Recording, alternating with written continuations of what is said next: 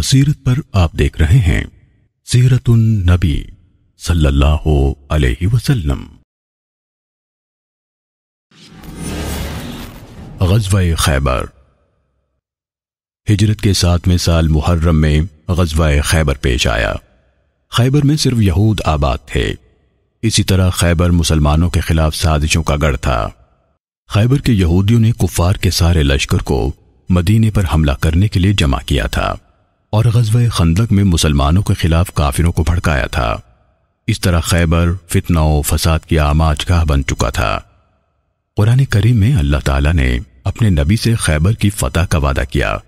اللہ نے سورہ فتح میں فرمایا وَعَدَكُمُ اللَّهُ مَغَانِمَ كَثِيرَةً تَأْخُذُونَهَا، اللہ نے تم سے بہت ساری غنیمتوں کا وعدہ کر رکھا ہے جسے تم لوگے۔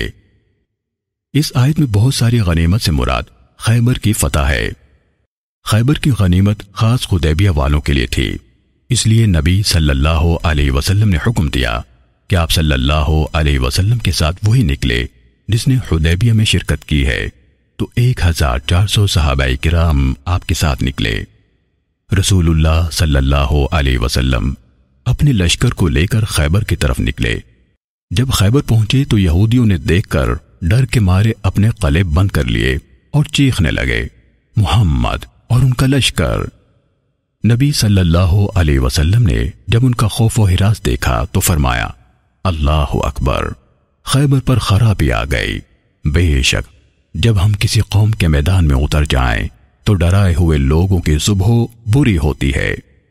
خیبر کا محاصرہ ہوا اور سخت ہوتا گیا اور صحابہ کرام کی بہادری ظاہر ہونے لگی اور صحابہ کے حملے ان کو کھدیڑ رہے تھے۔ زبیر بن عوام، علی بن ابی طالب، ابو دجانہ اور سلمہ بن اکوع رضی اللہ تعالی عنہم وغیرہ کی بہادری ظاہر ہوئی۔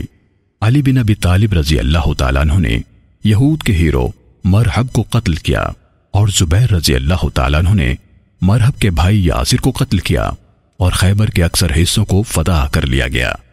خیبر کے یہود کو جب اپنی ہلاکت کا یقین ہو گیا تو انہوں نے خود سپردگی کی۔ انہوں نے خیبر کے باقی حصوں کے بارے میں نبی صلی اللہ علیہ وسلم سے سودے بازی کرنا چاہی تو نبی صلی اللہ علیہ وسلم نے رضامندی ظاہر کی۔ ان چیزوں پر معاہدہ طے پایا۔ خیبر کے یہودیوں کے قلعوں میں جو لوگ ہیں ان کا خون معاف کرنا، ان کے بال بچوں کو ان کے لیے چھوڑ دینا۔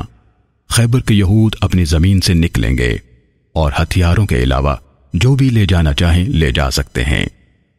خیبر کے یہود جب اپنی سرزمین سے نکلنے لگے تو انہوں نے نبی صلی اللہ علیہ وسلم سے درخواست کی کہ انہیں خیبر میں مزدور کی حیثیت سے رہنے دیں۔ وہ کاشتکاری کریں گے اور ان کو سال میں ایک بار خیبر کی پیداوار کا آدھا حصہ دیا جائے۔